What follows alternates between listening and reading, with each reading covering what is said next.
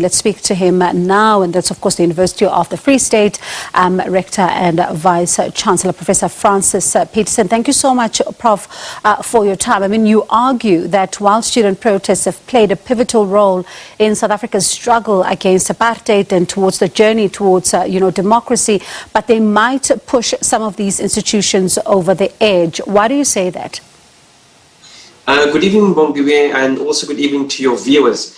What is important in that particular statement, Bongiwe, is the fact that protests always have been an accepted mode of activism. It's also embedded in the Constitution, and in fact, I can't see any institution not allowing protests on their campuses or outside of their campuses.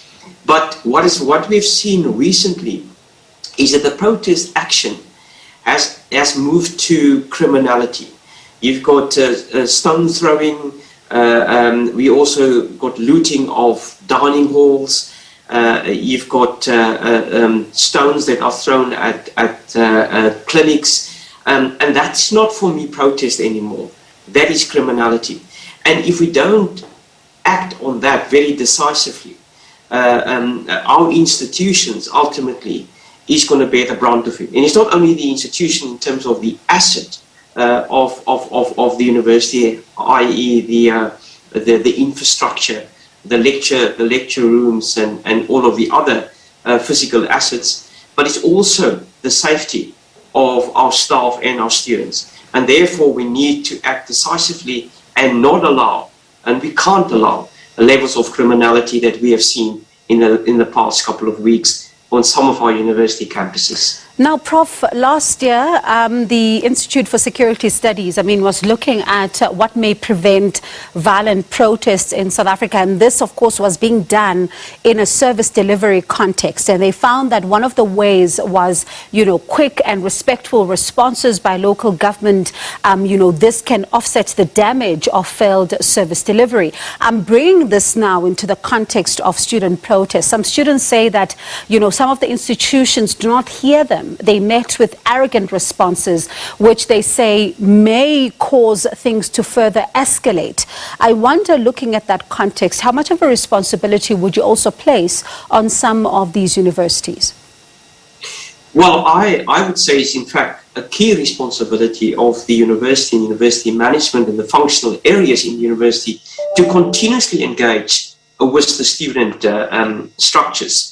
And they are legitimate structures that students have. We've got the student representative councils, good faculty councils, and at the University of the Free State, and I know of a lot of other universities, the continuous engagement is always there.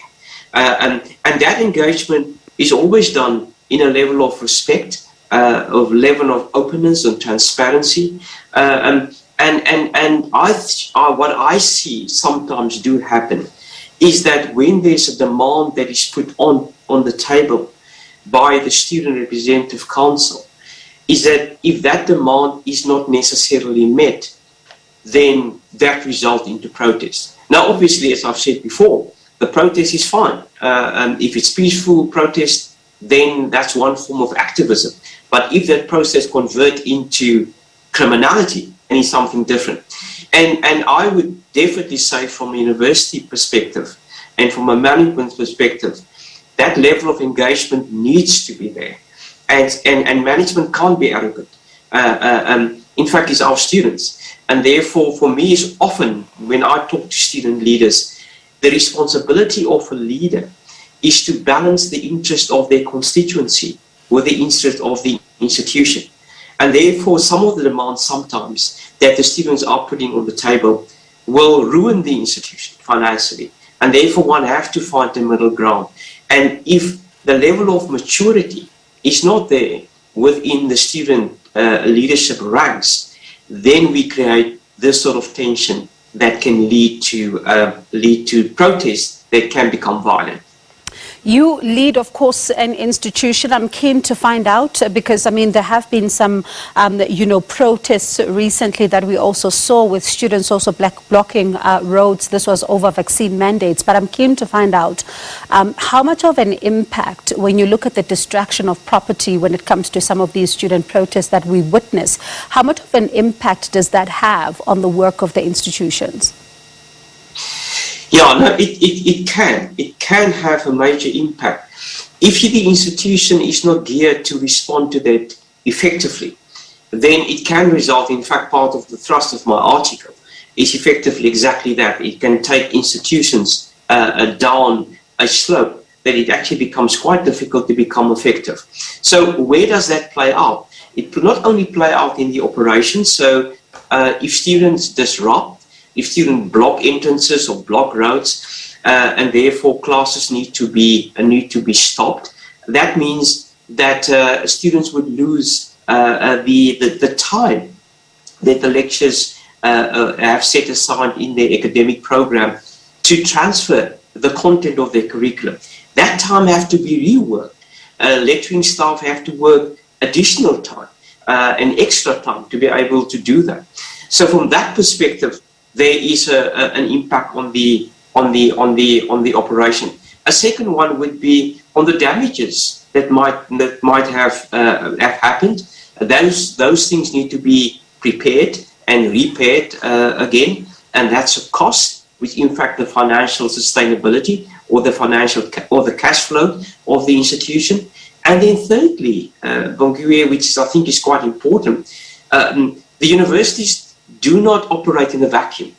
They interact with donors, they interact with industry, they interact with private sector commerce, and if those sectors view this sort of breakdown that potentially could happen at the institutions, they also start to ask the question, is it really for us important to invest in a specific institution or in general in higher education?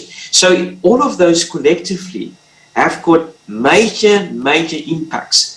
And I said to our students that were involved in these disruptions and acts of criminality, that ultimately it's important that when they graduate, they have to say that this degree of, in my case, the University of the Free State, should mean something.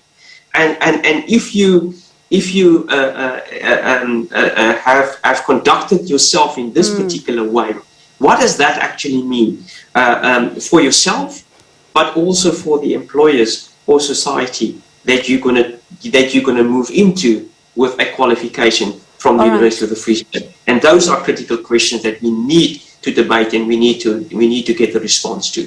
All right, Prof, thank you so much for that. I do hope we speak again because there's lots of issues, I mean, to be looked into when it comes to this issue around transformation and even around some of the issues that the students are raising, which may also fall under the purview of the universities. But that's where we'll leave it for now. That was University of Free State Rector and Vice-Chancellor, Professor Francis Petersen.